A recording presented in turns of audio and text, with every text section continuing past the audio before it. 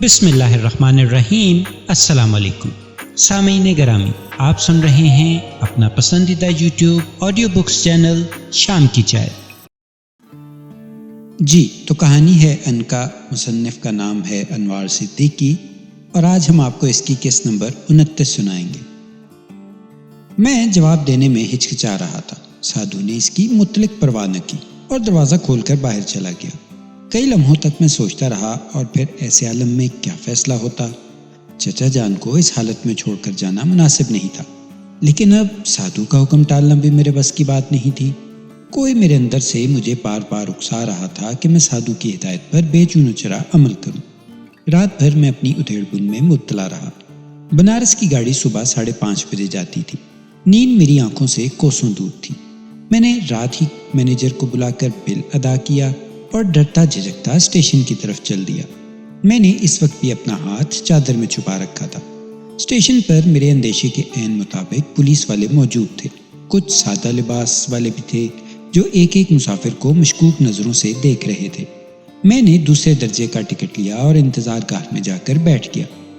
جب تک گاڑی نہ آ گئی اور میں اس پر بیٹھ کر اسٹیشن کی حدود سے باہر نہیں نکل گیا، مجھے برابر اس بات کا خدشہ لاحق رہا کہ کہیں کسی مشکوک نظر کی زد میں نہ آ جاؤں۔ لیکن سادھو کا کہا ٹھیک ثابت ہوا۔ پولیس والوں اور سادہ لباس والوں نے مجھے دوسرے مسافروں کی طرح ٹٹولتی ہوئی نظروں سے دیکھا تو ضرور، لیکن کوئی خاص توجہ نہیں دی۔ سفر کے دوران مجھے برابر چچا کی فکر لاحق رہی اور ساتھ ہی مالا کی یاد بھی ستاتی رہی۔ بنارس پہنچ کر میں گاڑی سے اترا تو ٹھٹک کر رہ گیا۔ کلکتے کے ہوٹل کے کمرے میں ملنے والا سادھو وہاں پہلے سے میرا منتظر تھا۔ مجھ پر حیرت نے یلغار کر دی، یہ یہاں کس طرح پہنچا؟ متعدد سوالات ذہن میں کل بلانے لگے۔ میں ابھی اس بات پر حیران ہی ہو رہا تھا کہ سادھو خاموشی سے میرا ہاتھ پکڑ کر پہلے درجے کی انتظار گاہ کی جانب چلنے لگا۔ میں چپ نہ رہ سکا، بے چینی سے پوچھ بیٹھا، مہاراج میرے چچا کا کیا حال ہے؟ دھیرج سے کام لے بالک۔ سادھو نے میرے سوال پر کوئی توجہ نہ دی۔ انتظار گاہ کے دروازے پر پہنچ کر سادھو نے میرا ہاتھ چھوڑ دیا اور گمبھیر لہجے میں کہنے لگا، بالک اندر جا کر بیٹھ جا۔ سادھو کا لب و لہجہ اور انداز ناقابل فہم تھا۔ اس کی شخصیت میرے لیے معمہ تھی۔ پہلے اس نے مجھے کلکتے سے روانہ کیا، پھر خود بھی بنارس آ گیا۔ وہ اچانک میری مدد کو کس طرح آ گیا؟ آخر یہ سب کیسے اسرار ہیں؟ میں خاموشی سے اس کی ہدایت پر انتظار گاہ میں داخل ہوا، مگر اندر قدم رکھتے ہی میرا دل خوشی سے بلیوں اچھلنے لگا۔ میرے چچا سامنے ایک صوفے پر لیٹے سو رہے تھے۔ میں تیزی سے باہر نکلا۔ سادھو کا شکریہ ادا کرنا میرا فرض تھا، لیکن سادھو مجھے کہیں نظر نہیں آیا۔ میں نے اسٹیشن کا کونا کونا چھان مارا، لیکن وہ نہ جانے کہاں چلا گیا تھا۔ پھر میں نے انتظار گاہ کی طرف لوٹتے ہوئے ایک کلی سے سادھو کے بارے میں پوچھا۔ کلی نے سادھو کا ذکر سنا تو مجھے حیران کن نظروں سے دیکھنے لگا۔ کس سادھو کی بات کرتے ہو صاحب؟ تم تو تنہا تھے، میں نے خود تمہیں ویٹنگ روم میں جاتے ہوئے دیکھا تھا۔ میرے ساتھ ایک سادھو بھی تھا۔ میں نے کلی کو باور کرانے کی کوشش کی، اس کے جسم پر گیروے رنگ کی دھوتی بھی تھی۔ کیوں مذاق کرتے ہو صاحب؟ میری آنکھیں بھی ٹھیک ہیں۔ تم اپنے ڈبے سے اتر کر سیدھے ادھر آئے تھے، تمہارے ساتھ کوئی اور آدمی نہیں تھا۔ تمہیں دھوکا ہوا ہے صاحب، زیادہ تھک گئے ہو۔ کلی سے مزید استفسار بے سود تھا۔ کلی کو سادھو نظر نہ آنا حیرت انگیز تھا، جبکہ مجھے اچھی طرح یاد تھا کہ اس کلی نے مجھے سادھو کے ساتھ انتظار گاہ کی طرف جاتے ہوئے دیکھا تھا۔ نہ جانے یہ سب کیسے ہو گیا تھا۔ ذہن پر بہت زور دیا، لیکن کچھ سمجھ میں نہ آیا۔ پھر میں دوبارہ اندر داخل ہو گیا۔ میرے چچا بدستور آنکھیں بند کیے پڑے تھے، ان کے چہرے پر نکاہت تھی۔ مجھے یقین تھا کہ وہ مجھے سادھو کے بارے میں ضرور کچھ بتا سکیں گے۔ بنارس تک یقیناً وہی پرسرار سادھو انہیں لایا ہوگا۔ میں نے چچا جان کے قریب جا کر انہیں غور سے دیکھا۔ سونے کا انداز بتا رہا تھا کہ وہ گہری نیند میں ہیں۔ مجھے ایک بات پر اور بھی حیران ہونا پڑا۔ چچا کو میں نے خود اپنی آنکھوں سے سر تاپا زخمی دیکھا تھا۔ اسپتال میں انہیں 2 دن رہنا پڑا تھا۔ محض 2 دنوں میں زخموں کے نشانات کا اس طرح غائب ہو جانا کہ کہیں نشان تک نہ رہے، بڑی تعجب خیز بات تھی۔ پھر یہ کہ چچا کے پاس صرف ایک شیروانی تھی جسے پولیس والوں نے تار تار کر ڈالا تھا۔ اس وقت وہ ایک نئی شیروانی میں ملبوس تھے۔ اب مجھے یہ فکر تھی کہ ہوش میں آنے کے بعد جب وہ مالا کے بارے میں باز پرس کریں گے تو میں کیا جواب دوں گا۔ مالا کا نام میں نے انہیں نرگس بتایا تھا۔ میں سوچ سوچ کر الجھ رہا تھا، کہیں یکلخت میرے بالوں میں جنبش ہوئی۔ میں نے چونک کر تصور کے عالم میں سر کی جانب دیکھا تو دل باغ باغ ہو گیا۔ میری انکا میرے سر پر موجود تھی، اس کے چہرے پر شوخی اور مسکراہٹ تھی۔ میں نے سب سے پہلے اس سے مالا کے بارے میں دریافت کیا، جس کے جواب میں انکا نے بتایا کہ وہ میرے حکم کے مطابق اسے میرے چچا کے مکان پر لکھنؤ چھوڑ آئی ہے۔ حالات کے تحت اس نے اپنا پرسرار وجود مالا پر ظاہر بھی کر دیا تھا اور اسے کچھ ضروری ہدایتیں بھی دے آئی تھی تاکہ چچا کے لڑکے اور لڑکیاں اس پر سوالات کی بوچھاڑ نہ کریں، اور اگر کریں تو وہ انہیں خاطر خواہ جواب دے سکے۔ مالا کے بارے میں جان لینے کے بعد میں نے انکا کو اپنے چچا کے بارے میں تفصیل بتائی تو اس نے انکشاف کیا، جمیل، جس شخص کی تم بات کر رہے ہو وہ دراصل پریتم لال کا ایک دوست تھا۔ شاید پریتم لال نے مرنے سے پہلے اسے تمہارے بارے میں کچھ بتایا ہو، یا اس کی آتما نے تمہاری سفارش کی ہو۔ بہرحال پریتم لال کی شکتی نے پھر تمہاری مدد کی ہے۔ یہ سادھو اپنی عظیم طاقت کے نشے میں ایک بار پریتم لال سے بھی ٹکرا چکا ہے، لیکن اسے منہ کی کھانی پڑی۔ پھر یہ سچے دل سے پریتم لال کا دوست بن گیا۔ یہ کوئی 40 سال پہلے کی بات ہے۔ اس کا نام جگدیو ہے۔ یہ بوڑھا بھی پہاڑیوں کی کھوپ میں تنہا رہتا ہے۔ اگر سادھو کی حقیقت کا مجھے علم ہو جاتا تو میں یقیناً دل کھول کر اس کی پذیرائی کرتا اور اس سے دوستی کرتا۔ اب وہ ہاتھوں سے نکل چکا تھا۔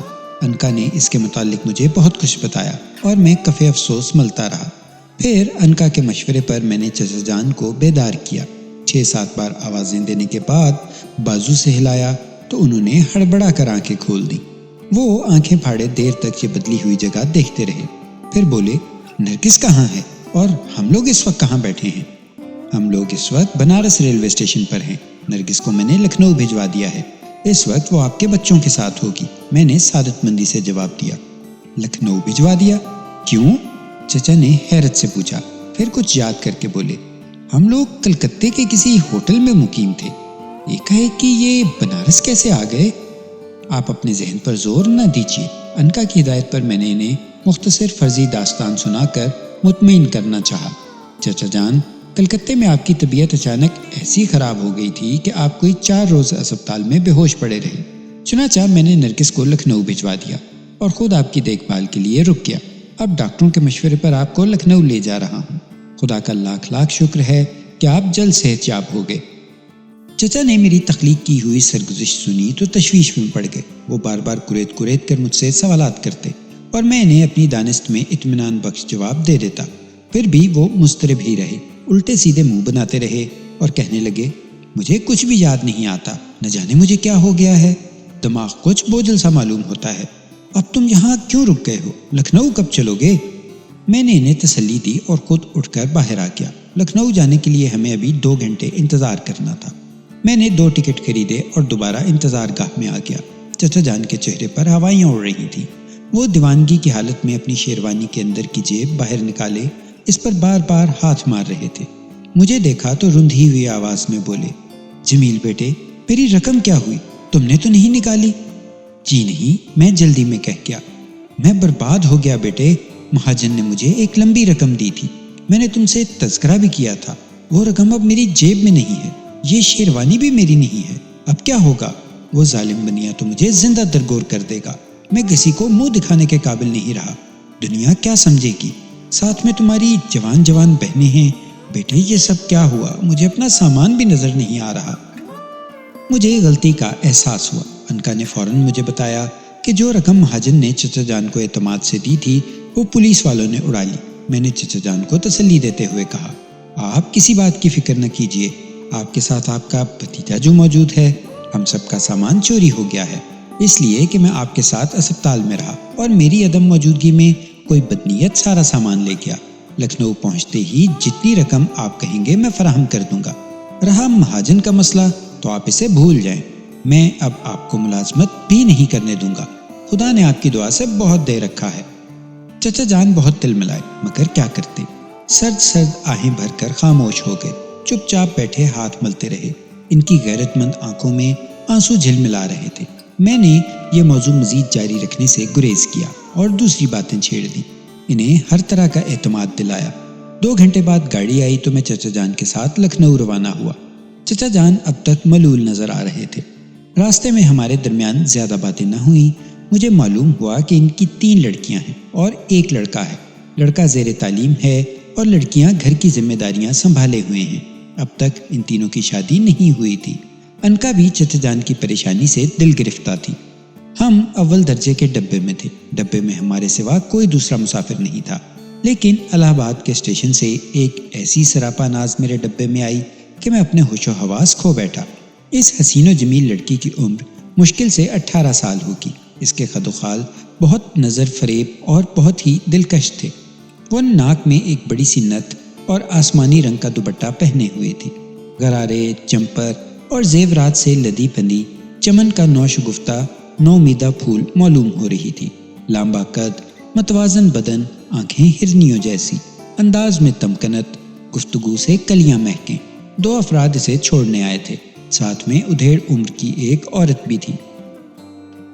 میں چچا جان کی موجودگی کے باعث صرف کنکھیوں سے لڑکی کو دیکھتا رہا اور دل ہی دل میں قدرت کی صنائی کی داد دیتا رہا۔ دل تھا کہ اس طرف کھینچا جا رہا تھا، نظر تھی کہ اس کی جانب مسلسل دیکھنے کو بے قرار تھی۔ جب لڑکی اپنی ماں کے ساتھ جم کر بیٹھ گئی اور گاڑی الہ آباد سے روانہ ہوئی تو چچا جان نے اوپر کی نشست پر جا کر خراٹے لینے شروع کر دیے۔ لڑکی میری بائیں جانب اپنی نشست پر بیٹھی کھڑکی سے باہر دیکھ رہی تھی۔ میں اس کے خیال افروز نظارے میں گم تھا کہ انکا رینگ کر میرے شانے پر اتر آئی اور بہت دنوں بعد اٹھلاتے ہوئے بولی، کیوں جی مچل رہا ہے نا؟ ہاں، میں نے شرما کر کہا۔ بہت اچھی ہے نا؟ اس نے مسکرا کر پوچھا۔ بہت خوبصورت ہے۔ تم بڑے ندیدے ہو، وہ شوخی سے بولی۔ کون ہے یہ؟ کچھ بتاؤ تو، میں نے کریدا۔ بتا دوں؟ سچ مچ؟ بتاؤ نا، تم تو تڑپاتی ہو۔ تو دل پر ہاتھ رکھ کر سنو، اس کا نام تزئین ہے، لکھنؤ کی ایک مشہور طوائف کی اکلوتی لڑکی۔ اس کے ساتھ جو عورت ہے وہ اس کی ماں کی معتمد خادمہ ہے۔ الہ آباد میں اپنے پہلے مجرے کی غرض سے آئی تھی، ابھی اس کی نتھ نہیں اتری۔ لکھنؤ کے بڑے بڑے رئیس بڑھ چڑھ کر بولیاں لگا رہے ہیں، لیکن تجربے کار ماں نے ابھی تک کسی بولی پر حامی نہیں بھری۔ وہ ایک زمانہ شناس اور فتنہ پرداز عورت ہے۔ لڑکی کے ذریعے پہلے ہی وار میں اتنی رقم اینٹھ لے گی کہ باقی زندگی آرام سے گزر جائے۔ انکا، تزئین تو بہت خوبصورت اور بہت معصوم معلوم ہوتی ہے، اسے تو کسی محل میں ہونا چاہیے۔ اگر یہ برباد ہو گئی تو مجھے افسوس ہوگا۔ تمہیں کیوں افسوس ہوگا؟ تمہارا اس سے کیا واسطہ؟ نہ معلوم کیوں میں اس کے لیے اپنے دل میں شدید انسیت اور اپنائیت محسوس کر رہا ہوں۔ میرے دل میں یہ خواہش پیدا ہو رہی ہے کہ یہ کسی معزز گھرانے سے وابستہ ہو، اس کی شادی شریفانہ طریقے سے ہو۔ یہ تم کہہ رہے ہو جمیل؟ میں تو تمہاری دلچسپی کا مقصد کچھ اور سمجھی تھی۔ دیکھو نا انکا، میں نے اسے سمجھاتے ہوئے کہا، اس کے چہرے کی معصومیت اور اس کا حرص و حوث کی ہوا دینے والا شباب دیکھ کر کون ظالم اس کی بھلائی نہیں سوچے گا؟ میں نے لڑکی کے چہرے پر نظریں جماتے ہوئے کہا، سوچ لو جمیل، اس کی ماں بڑی ظالم عورت ہے۔ تم جو کچھ سوچ رہے ہو وہ قریب قریب ناممکن ہے۔ تمہاری دال مشکل سے گلے گی، نہ جانے کون کون امید لگائے بیٹھا ہے۔ انکا سنجیدہ ہو کر بولی، لکھنؤ پہنچ کر دیکھا جائے گا۔ لکھنؤ میں کچھ دن آرام سے گزارے جائیں گے، میں تھک بھی تو بہت گیا ہوں۔ وہ حسین لڑکی تزئین کچھ دیر تک باہر کے بھاگتے ہوئے مناظر کا نظارہ کرتی رہی، پھر اس نے مجھ پر ایک اچٹتی نظر ڈالی اور اپنے بستر پر نیم دراز ہو کر کسی کتاب کی ورق گردانی کرنے لگی۔ میں دلچسپ نظروں سے اس کی جانب خوبصورتی اور معصومیت سے دیکھتا رہا اور سوچتا رہا۔ اس کی خادمہ اور نگران غنودگی کی حالت میں تھی اور چچا جان بھی گہری نیند سو رہے تھے۔ نیند آتی تھی پر نہیں آتی تھی۔ جب طبیعت بہت مضطرب ہوئی تو میں نے کچھ سوچ کر انکا کو حکم دیا کہ وہ اس کی خادمہ کے سر پر چلی جائے۔ انکا میرے سر سے اتر گئی۔ وہ شوخ ادا اپنے بستر پر نیم دراز کسی کتاب کی ورق گردانی میں مصروف تھی اور میں تھا کہ میری آنکھیں اس کے حسن کی تجلیوں سے خیرہ ہوئی جا رہی تھیں۔ اس کے لیے بہت خوبصورت الفاظ ادا کرنے کو جی چاہتا ہے۔ وہ چمنستان، حسن و شباب کی ایک نوخیز گلی، چہرہ اس کا شاداب، خد و خال اس کے تیکھے، نگاہ اس کی سرشار، عمر اس کی بالی، قد سرو جیسا، انداز کافرانہ، زلفیں اس کی گہری گھٹائیں۔ میں ایک حسن پرست شخص، وہ ایک حسین شاہکار۔ وہ سراپا فتنہ، میں فتنوں کا جویا۔ اس کا حصول ایک مہم اور میری عادت مہم جوئی۔ میں نے اپنے متعلق صاف صاف کہہ دیا ہے، طاقت اور دولت کی یکجائی کے سبب ان حسین و جمیل لڑکیوں کی تعداد بے شمار تھی جن سے میں مل چکا تھا۔ مگر حسن ہر جگہ تھا اور ہر جگہ سیرابی حسن کے باوجود تشنگی کا احساس ہوتا۔ میرا تجربہ ہے کہ وہاں حسن کی افراط ہوتی ہے جہاں دولت اور طاقت ہوتی ہے۔ حسن کی پذیرائی کے لیے انہی اوصاف دینوی کی ضرورت پڑتی ہے۔ دولت ایک نشیب ہے جہاں آ کر دریائے حسن گرتا ہے اور اپنا راستہ بناتا ہے۔ میرے پاس اس وقت کیا نہیں تھا؟ انکا موجود تھی، پریتم لال کی پرسرار شکتی تھی، مالا رانی جیسی حسین و جمیل لڑکی میرے ساتھ تھی، مگر دولت و طاقت کو قرار پسند نہیں۔ تزئین کو دیکھ کر میرے دل میں یہی کسک پیدا ہوئی جو ایک نادر شے کے حصول کے لیے کسی باہمت شخص کے دل میں ہو سکتی ہے، لیکن یہ اس وقت کی بات ہے جب وہ قطالہ عالم الہ آباد کے اسٹیشن سے میرے ڈبے میں داخل ہوئی تھی۔ دوسرے لمحے میرے جذبے ذرا مختلف ہو گئے۔ میں اس جذبے کو کوئی نام دینے سے قاصر ہوں، یوں کہیے کہ وہ لمحہ آوارہ گزر گیا۔ اس کے بعد میرے دل میں اس کے لیے کوئی آلودہ خیال نہیں ابھرا۔ اس کے سراپا میں نہ جانے کیا کشش تھی کہ میں اس کی جانب کھنچتا جا رہا تھا، جیسے وہ میری بہت قریب کی عزیز ہو، جیسے میں اسے برسوں سے جانتا ہوں۔ جب میں نے اسے غور سے دیکھا تو مجھے احساس ہوا کہ اس کی آنکھیں نرگس سے مشابہ ہیں۔ تزئین کے اندر نرگس کے کتنے عکس مجھے نظر آئے، وہ نرگس کی ہم شکل نہیں تھی، لیکن نرگس کی پرچھائیاں اس کے نازک خد و خال میں ہر جگہ موجود تھیں۔ انکا میرے حکم پر تزئین کی ادھیڑ عمر خادمہ کے سر پر جا چکی تھی۔ چچا جان اوپر کی سیٹ پر لیٹے خراٹے لے رہے تھے۔ سامنے تزئین تھی جو اعلیٰ درجے کے لباس اور زیورات میں لدی پھندی کبھی کبھی نظریں چرا کر مجھے دیکھ لیتی تھی۔ میں نے اپنے طور پر ارادہ کر لیا تھا کہ حالات چاہے کچھ بھی ہوں، کتنے ہی خطرناک اور سنگین ہوں، میں تزئین کو غلط راستوں اور غلط ہاتھوں سے محفوظ رکھوں گا۔ میرے دل میں پہلی بار ایک عجیب سی خواہش ابھری کہ اٹھوں اور اٹھ کر تزئین کی پیشانی کو بوسہ دوں۔ میں اسے کبھی نرگس کی کوئی نشانی سمجھتا تھا، کبھی مجھے اس کے معصوم چہرے پر بے انتہا پیار آتا تھا۔ اگر میں یہ کہوں تو غلط نہ ہوگا کہ نرگس کی کوئی بہن یا اولاد ہوتی تو وہ تزئین سے مختلف نہ ہوتی۔ اگر وہ دونوں ایک ساتھ کھڑی ہوتی تو لوگوں کو ان کا باہمی رشتہ طے کرنے میں کوئی دشواری پیش نہ آتی۔ جمیل احمد خان نے بہت کھیل کھیلے تھے، مگر جمیل احمد خان بھی تو ایک انسان تھا، کبھی کبھی کسی اور طرح محسوس کرنے کو بھی جی چاہتا تھا۔ میں نرگس کے تعلق سے شاید اپنے مختلف قسم کے جذبوں کے لیے کوئی جواز ڈھونڈ رہا ہوں۔ نرگس کا خیال نہ آتا تو بھی بہت ممکن ہے میں تزئین کے چہرے پر پھیلی ہوئی موسومیت دیکھ کر اسی طرح محسوس کرتا۔ گاڑی تیز رفتاری سے آگے بڑھ رہی تھی اور میرے لطیف احساسات اور نکھر رہے تھے۔ میں اس کے متعلق سوچ رہا تھا، میں اسے دیکھ رہا تھا اور یہ خیال دل جلائے دیتا تھا کہ وہ ایک طوائف ہے، اس کا نیلام ہوگا، وہ لوگوں کے سامنے رقص کرتی ہے، اس کے پیروں میں گھنگرو بنتے ہیں اور اسے لوگ صرف ایک نظر، ایک احساس سے دیکھنے کے عادی ہیں۔ میں اپنے خیالات میں محو تھا کہ تزئین نے کتاب سے نظریں ہٹا کر میری طرف دیکھا۔ مجھے سراپا اشتیاق دیکھ کر اس کا چہرہ گلنار ہو گیا۔ اس نے اپنی دراز پلکیں جلدی جلدی جھپکا کر نظریں پھیر لینی چاہییں، پھر اس نے کتاب چہرے کے سامنے کر لی تو میں اور مضطرب ہو گیا۔ اسے کس طرح مخاطب کروں؟ مجھے شرم آ رہی تھی، میں عجیب کیفیتوں سے مغلوب ہو گیا تھا۔ کچھ دیر میں خود سے الجھتا رہا، پھر میں نے جسارت کی، میں نے اسے بہت ہلکے سے آواز دی، تزئین۔ جواب میں اس نے کتاب ایک جھٹکے سے بند کر دی اور تیوری پر بل ڈال کر بڑی ادا سے اٹھ بیٹھی۔ اس کے انداز میں جنگلی بلیوں جیسی خونخواری تھی، چہرے پر درشتی تھی، اس کی ہرنی جیسی آنکھوں میں چمک پیدا ہوئی۔ وہ مجھے ناگواری سے دیکھتے ہوئے بولی، کیا آپ نے میرا نام لیا تھا؟ ہاں، میری آواز میں ارتعاش تھا۔ کیوں؟ بگڑے تیوروں سے اس نے کہا۔ تم سے کچھ باتیں کرنے کو جی چاہتا ہے، میں نے نرم لہجے میں جواب دیا۔ باتیں کرنا چاہتے ہیں آپ مجھ سے؟ اچھا، وہ جیسے کچھ سمجھ کر بولی۔ خوب، سہ نصیب، جو آپ نے کنیز کو کسی قابل سمجھا۔ کیا میں یہ پوچھنے کی جسارت کر سکتی ہوں کنیز کو آپ کب سے اور کہاں سے جانتے ہیں؟ اس کا نام آپ کو کیسے معلوم ہوا؟ میں ایک لمحے کو سٹپٹا گیا۔ تزئین کے لہجے کی تلخی مجھے پسند نہیں آئی۔ میں خود کو سنبھال کر نہایت محتاط لہجے میں بولا، تمہارا نام الہ آباد میں سنا تھا، جس جگہ تم مجرے میں شریک ہوئی تھی، تم نے وہاں بڑی دھوم مچائی، وہاں میں بھی مدعو تھا۔ یہ محض اتفاق ہے کہ آج ہم شریک سفر ہیں۔ میری منزل بھی لکھنؤ ہے، میں وہاں تم سے بہت متاثر ہوا تھا، آج تم سے خوب ملاقات ہوئی۔ زہ نصیب، کنیز کس لائق ہے؟ تزئین زہر خند لہجے سے بولی۔ فرمائیے، کنیز کیا خدمت کر سکتی ہے؟ مجھے تزئین کا یہ پیشہ ورانہ انداز سخت ناگوار گزرا۔ میں اسے سرزنش کرنا چاہتا تھا، لیکن ابھی اس کا وقت نہیں آیا تھا۔ میرے دل نے مجھے ٹوکا، سنبھلو جمیل صاحب، کانٹوں کو گلے لگانے کے لیے زخم سہنے کا ظرف پیدا کرنا پڑتا ہے۔ شاید تمہارے چہرے پر ماضی کی سیاہ کاریوں کے تمام نقوش دھندلا گئے ہیں، اور یہ طوائف زادیاں تو ویسے بھی بڑی مردم چناس ہوتی ہیں۔ میں نے پھر لہجے میں نرمی پیدا کی۔ خدمت کیا؟ میں خود تم سے کچھ باتیں کرنا چاہتا ہوں۔ ضرور کیجئے، شوق سے کہیے، آخر آپ کیا کہنا چاہتے ہیں؟ بندی کو حسن سماعت کی تعلیم سے آراستہ کیا گیا ہے، لیکن خیال رہے حضور، ہم ہمیشہ خوشخبریاں سننے کے منتظر رہتے ہیں۔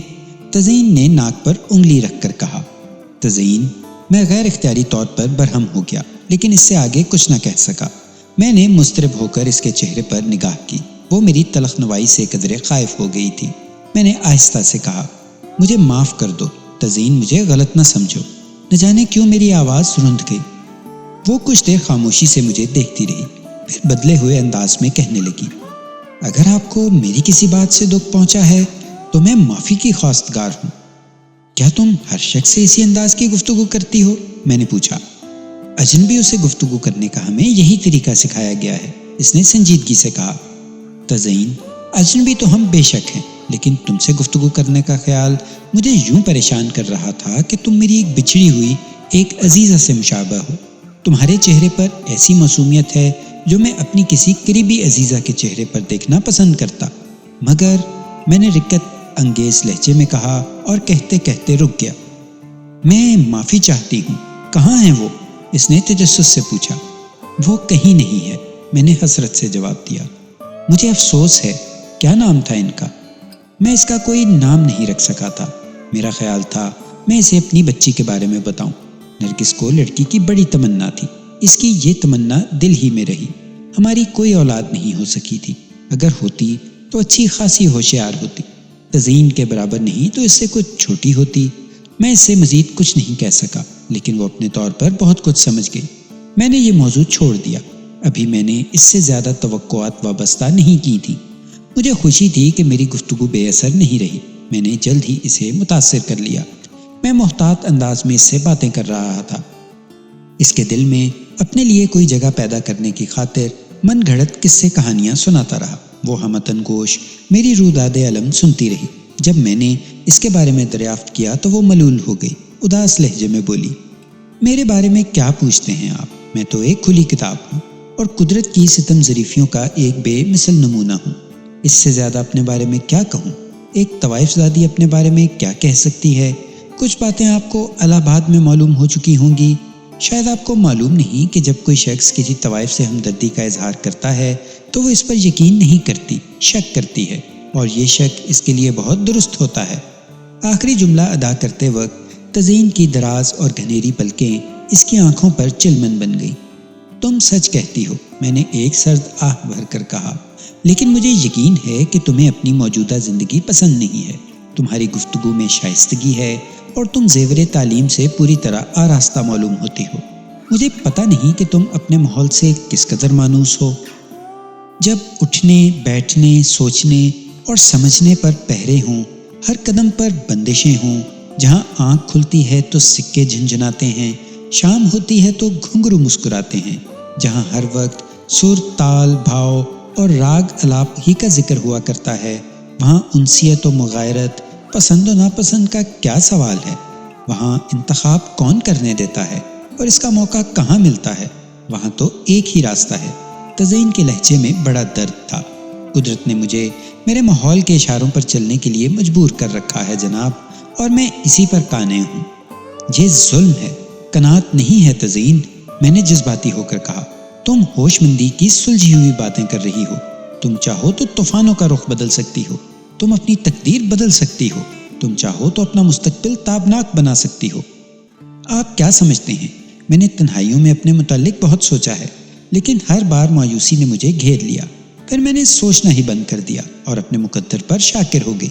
تزئین نے رندھے ہوئے انداز میں کہا، میرے گرد اول تو بندشوں کی دیوار اتنی مضبوط ہے کہ میں اسے ڈھانے کا خیال بھی دل میں نہیں لا سکتی، اور اگر میں یہ دیوار پھلانگ بھی جاؤں تو مجھے کون سہارا دے گا؟ کون مجھ سے اور میری سیاہ بختیوں سے نباہ کرے گا؟ سنا ہے کئی لڑکیاں آبرو اور خوشی کے لیے اس چار دیواری سے باہر گئیں مگر ناکام و نامراد واپس آ گئیں۔ یہ دنیا بڑی ظالم ہے جمیل صاحب، میں مسرت کی تلاش میں در بدر رسوا ہونے کی بجائے ایک ہی چوکھٹ پر برباد ہو جانا زیادہ پسند کروں گی۔ اور دیکھا جائے تو یہ سب کیا ہے؟ دیواروں کا فرق ہے۔ اگر ذہن میں یہ بٹھا لیا جائے کہ یہی مسرت ہے تو یہی مسرت ہے۔ سنا ہے طبلوں، گھنگروؤں اور نگاہوں کی گرم بازاری سے بعد میں سکون ملنے لگتا ہے۔ میں خود کو اسی کی عادی بنانا چاہتی ہوں۔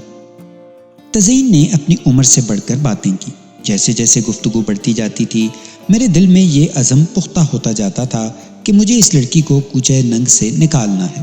نہیں تزئین، میں ایسا نہیں ہونے دوں گا، میں نے اعتماد سے کہا۔ میں تمہیں برباد نہیں ہونے دوں گا، میں تمہارا مستقبل سدھارنے کی قسم کھاتا ہوں۔ میں تمہارے معصوم خواب شرمندہ تعبیر دیکھنے کی خاطر جان کی بازی لگا دوں گا۔ ہاں، شرط یہ ہے کہ تمہیں بھی میرے ساتھ تعاون کرنا پڑے گا۔ آپ نے اسے آسان سمجھ رکھا ہے، یہ بہت مشکل کام ہے، آپ تھک جائیں گے اور مایوس ہو جائیں گے، تزئین نے مسکراتے ہوئے کہا۔ میں اپنا تعارف ایک شریف آدمی کی حیثیت سے کرا چکا ہوں، لیکن تم سے اب جو شخص مخاطب ہے وہ کچھ سمجھ کر اور کچھ سوچ کر ہی یہ بات کر رہا ہے۔ اب جب کہ میں نے یہ ارادہ کر ہی لیا ہے تو دیکھنا تم مجھے ہر مرحلے پر ثابت قدم پاؤ گی۔ فی الوقت میں اپنے متعلق اور زیادہ کچھ نہیں کہتا، اسی پر اکتفا کرتا ہوں۔ میں اسے تسلیاں دیتا اور سمجھاتا رہا، اسے اس کوچے سے باہر کی دنیا کی مسرتیں بتاتا رہا۔ تزئین نے میری باتوں اور خلوص کو شبے کی نظر سے نہیں دیکھا۔ میرے عزم کی پختگی اور جوش دیکھ کر اس نے وعدہ کیا کہ وہ اپنا دامن داغ لگنے سے حتی الامکان بچائے گی، اور اگر میں نے اس کی زندگی خوشگوار بنانے کے لیے کوئی راستہ اسے دکھایا تو وہ اس پر بخوشی گامزن ہو جائے گی۔ اس نے اپنے بارے میں تمام تفصیلات سے مجھے آگاہ کر دیا۔ میں نے یہاں وہ تمام طویل باتیں اختصار سے بیان کی ہیں جو دوران سفر میرے اور تزئین کے درمیان ہوئی تھیں۔ ہم دیر تک ایک دوسرے میں گم رہے۔ میں اس کی نشست پر جا بیٹھا تھا۔ جب چچا جان نے کروٹیں بدلنا شروع کی تو میں اپنے بستر پر آ گیا۔ آج مجھے ایک انجانی مسرت کا احساس ہو رہا تھا۔ ابھی میں اپنے بستر پر لیٹا تزئین کے بارے میں منصوبے بنا رہا تھا کہ انکا میرے سر پر سوار ہو گئی اور کسی الہڑ نازنین کی طرح اپنے مخصوص لب و لہجے میں سرگوشیاں کرنے لگی۔ جمیل، یہ تمہیں کیا ہو گیا تھا؟ کیا تمہیں کوئی خاص بات نظر آئی؟ میں نے بے نیازی سے پوچھا۔ ارے آج تو تم بالکل بدلے ہوئے نظر آئے، یہ تم اس سے کیا کہہ رہے تھے؟ انکا نے شوخی سے پوچھا۔ کیا کہہ رہا تھا؟ کیا تمہیں نہیں معلوم؟ میں نے چڑھ کر کہا۔ مجھے سب معلوم ہے، مگر میں تو کچھ اور سمجھی تھی۔ تم ہمیشہ غلط سمجھتی ہو، تم ہی نے مجھے خراب کیا، ورنہ میں کبھی ایک عام آدمی بھی تھا۔ تم تانا دے رہے ہو، تمہاری یہ بات اچھی نہیں لگتی، انکا نے ناراضی سے کہا۔ میں تو ایک معصوم آدمی تھا، تم نے مجھے کیا سے کیا بنا دیا۔ اب میں تمہارے کسی معاملے میں نہیں بولوں گی، انکا کے لہجے میں خفگی بڑھ گئی۔ اب کیا ہوتا ہے، میرا رواں رواں گناہگار ہو چکا ہے، اس کا ازالہ کیسے ہوگا؟ اس طرح کہ اب تم نیکیاں کرتے رہو اور میرے متعلق یہ سمجھ لو کہ میرا کوئی وجود ہی نہیں ہے۔ نیکیاں کرنے کے لیے بھی اب مجھے تمہاری ہی ضرورت پڑے گی میری جان۔ ناراض ہو گئی؟ تمہیں ستانے میں کچھ مزہ آتا ہے۔ ارے تم تو میرا سہارا ہو، میں نے اسے مناتے ہوئے کہا۔ جھوٹ بولتے ہو، اب تم مجھ سے اکتانے لگے ہو، انکا تیوری چڑھا کر بولی۔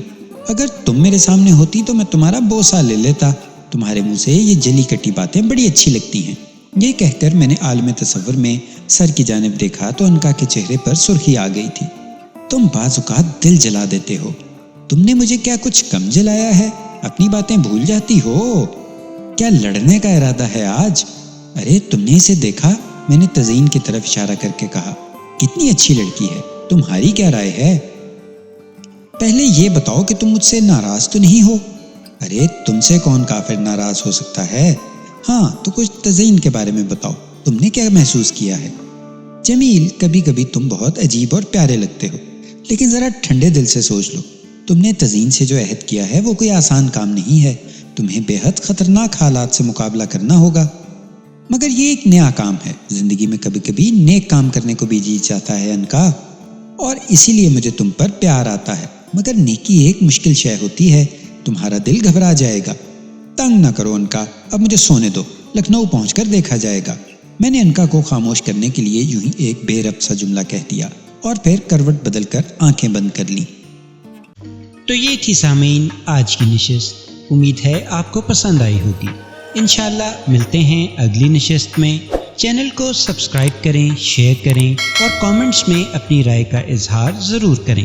اللہ نگہبان۔